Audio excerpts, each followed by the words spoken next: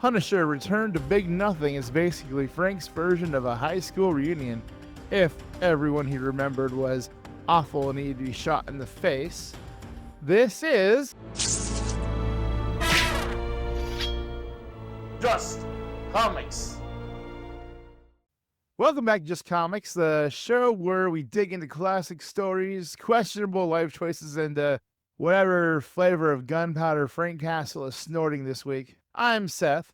And I'm Steve. Today we're diving into Punisher, Return to Big Nothing, a 1989 graphic novel by Stephen Grant, Mike Zeck, and inks by John Beatty. Drop a like or Frank's kicking down your door next. Don't test him. He's got grenades. The story opens up with Frank investigating a drug smuggling operation on the U.S.-Mexico border. He intercepts a convoy, leaves a small graveyard behind. And in case you thought the story was going to pull its punches, nope. An FBI agent tries to take down the operation and gets shot for his trouble. And since the body wouldn't be identified for at least 48 hours, Frank decided to play a little identity theft and took the man's badge to impersonate one FBI agent. Frank's legal system is less Judge Judy and more Judge Dredd, but, minus the restraint. Frank finds out the smuggling ring ties back to an old name from his past, Cleve Gorman, a fellow Vietnam veteran. Yeah, because of course, Frank's old war buddy isn't running a soup kitchen, nah. He's helping run drugs for a cartel-connected operation alongside his associate Snow. Think of Snow as Gordon's executive assistant if the job involved fewer memos and more automatic weapons. We get flashbacks as to Frank, Gorman, and Snow in Vietnam, showing the start of their moral divide. When Castle was on point, nothing got past him. Nothing. Not that day. You learned to tell sounds to know an AK-47 from an M16. No Charlie fired those shots. Castle, you foul up! Why didn't you warn us? A bunch of them waltzed right in and started shooting. Snow and me barely drove them off. Boys are all dead, Sarge. Castle didn't challenge him. Castle's wife had a baby on the way. It was Cambodia, and he wanted to live to see home. Because of you, Castle. Now I understand why those men died. Hearts, stomachs, lungs, kidneys, intestines pulled out, like they used to do to pharaohs. Guts tossed who knows where, bodies bloated with bags of China white. And that sets the tone for who Gorman would become. Frank's investigation leads him to a cartel-run brothel, used for both human and drug trafficking. It's kind of seedy, brutal, and exactly the kind of moral rot the story loves to lean into. And Frank leans right into it. He gets himself a room and a girl, but while he's with the girl, he's of course thinking about his wife. Frank? Coming to bed? Looking in on the kids, hon. We really have great kids, Maria. They're pretty good. I love it when you smile like that. Night, Frank. Happy dreams. But on his way out, he makes sure to make a statement. And when Frank makes a statement, that statement mostly involves gunfire and a bit of trauma. Next stop, a casino laundering cartel money. It's run by Snow, who's not thrilled that the latest cash drop is MIA. Frank shows up to play a little roulette. Yeah, and he threatens the dealer. Starts racking up chips, and Snow finally shows just in time to see Castle and sprint for his life. Frank takes out Snow. Yeah, when Frank gambles, he doesn't play the odds. He erases the house entirely. But Gorman had already left long before this. Castle's next lead takes him to a prison where one of Gorman's former cartel contacts, Kiyu Dap, is doing time.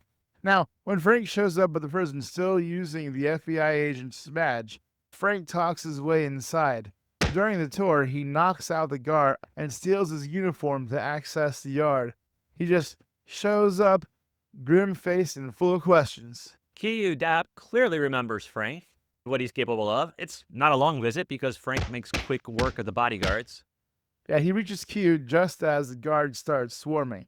Frank asks one question, gets his answer, and then snaps the guy's neck like he's closing a folder. And before the guards can dogpile him, boom, he blows a hole in the wall and makes his escape. Kiyu confirms what Frank needed to know. Gorman's headed somewhere specific, their Vietnam training ground known as the Big Nothing. It's a ghost town, a graveyard for the past. Big Nothing wasn't just the name of the compound. It was also Gorman's nickname for castle during the war. Frank tricks Gorman by sending Snow in first, just like he learned in the war. By the time Gorman catches on, Frank already has the drop on him. Frank's final act is a shot in the face. No speech, no mercy, just an execution wrapped in symbolism. He's not forgiving Gorman. He's putting him down like the rabid dog he is. They laugh at the law. They know all the law is good for is to keep good people in line. And they all laugh. They laugh at the law. But they don't laugh at me. It's powerful, not because it's loud, but because it's final. Frank doesn't gloat. He doesn't rage. He just ends it. Quiet, cold, like stamping out the last ember of a fire that never should have burned. Return to Big Nothing, more like return to scorched earth and zero chill. Stephen Grant and Mike Zeck were the dream team for The Punisher in the late 80s. Grant's scripts are about as subtle as a pipe bomb and a little bit overdramatic. Zeck's art, though, is clean, cinematic, designed for maximum impact. He's honestly probably my favorite Punisher artist. Yeah, every panel Zeck draws looks like it could have been painted on the side of a van that's on fire. Because Frank blew it up. This is peak grim and gritty Punisher.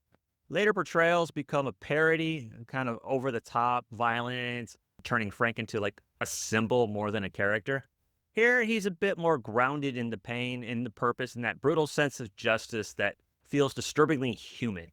And Stephen Grant writes Frank like he's the world's angriest guidance counselor. You're failing drug-dealing, Billy. Time for summer school. In hell. What makes the story stand out is its bleak tone. It doesn't pretend that there's a redemption for Frank, or anyone really. Yeah. It's just how the war never ends for some people. It just changes zip codes. Yeah, Frank's whole vibe here is, the only thing I brought back from Vietnam was trauma and a sick aim. So if you like your comics grim, grounded, and gorgeously illustrated, this is essential reading. Yeah, and if you don't, just pretend it's a meditation guide. Breathe in, breathe out, blow up a drug cartel, that sort of thing. And on that note, we are putting another Just Comics video to bed. So please do all the YouTube things, like, share, comment, and subscribe. Yeah, if you enjoy our videos and you enjoy our content, please help us grow. We would love you for that. All right, you guys take care wherever you're at. And we'll see you next time on Just Comix.